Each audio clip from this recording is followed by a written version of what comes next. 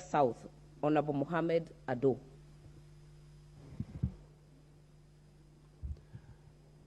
Thank you very much, Madam Speaker, for this opportunity. I would like to thank the people of Wajir South for electing me their representative in this House. I would like to thank the hundreds of volunteers who helped me through the campaign period, who showed confidence in me and my leadership and made a reality what we were looking for. I represent Wajir South, which is the second largest constituency in this country, second only to North Hor in Marsabit. The size of Wajir South is about 23,000 square kilometers. To give you a snapshot, that is size of Nairobi, central Kenya, and western combined. And it's represented by one member of parliament. I believe that is a blot on the conscience of us Kenyans. We've been shortchanged many times. There have been boundary reviews of constituencies. And hopefully, we hope this time, justice, equity, and even-handedness will prevail. Wajir South has 4 sub-counties with only 2 fully operational. The other 2 are a work in progress. The sheer size of the constituency makes it really difficult for the delivery of service, not just from the Member of Parliament and other elected leaders, but also government workers and aid workers who are in the process of alleviating the biting drought afflicting my people at this time. Now, drought is a big problem right now for the people of Wajir South.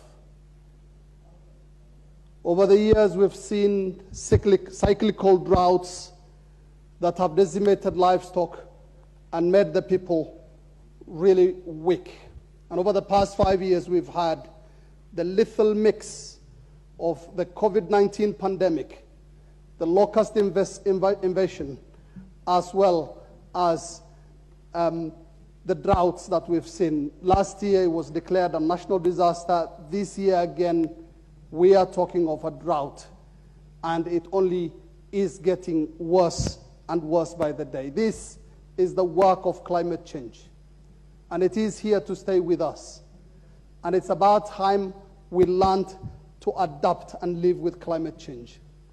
It's a global phenomenon, not much of our own making, but we are bearing the brunt of the ruthlessness in which Western countries, industrialized countries, have dealt with our environment. But again, adapt we must, because if we don't, then we will be having even more problems.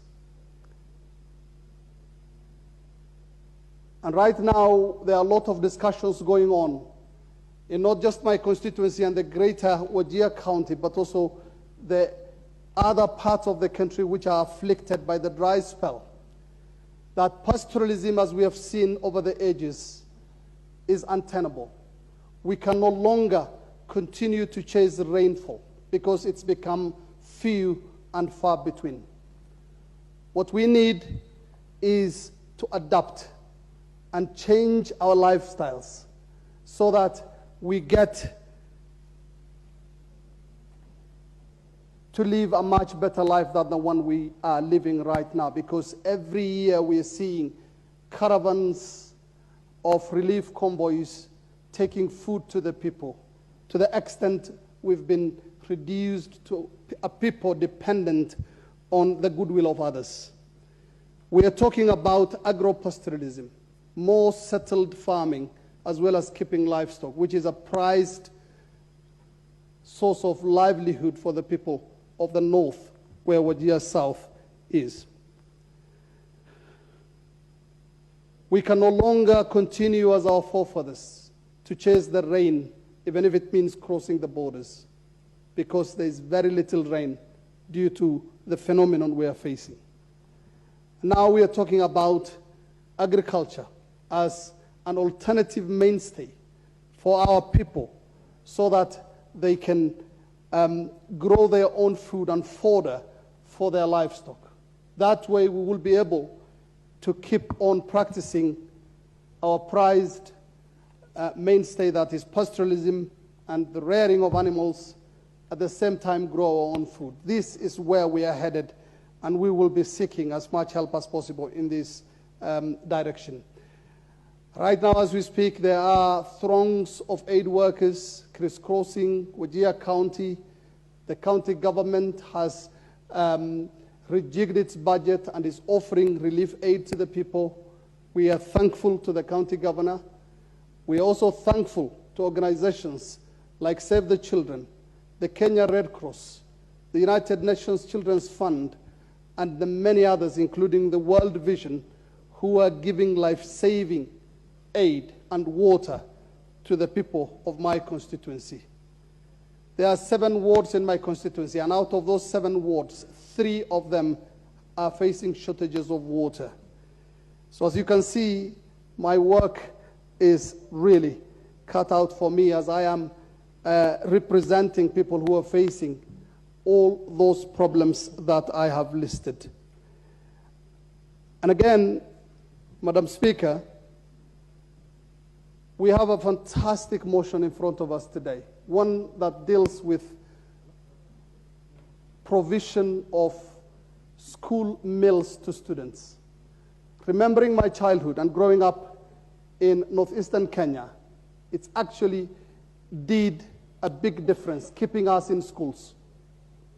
School meals really contributed to many of us remaining in school because of the abject poverty most of the people there were living under, and still do to this day.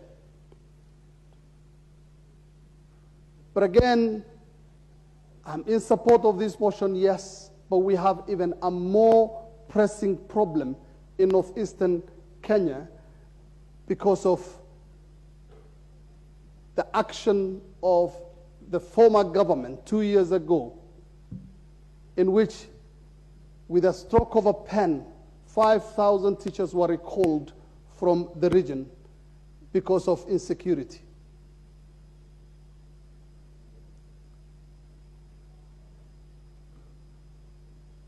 Today, almost every other school is manned by 1 teacher. In my constituency alone, we have a shortage of 300 school teachers. Some of the schools in my constituency are manned by 1 teacher. Some of them have been closed. This is quite unfair.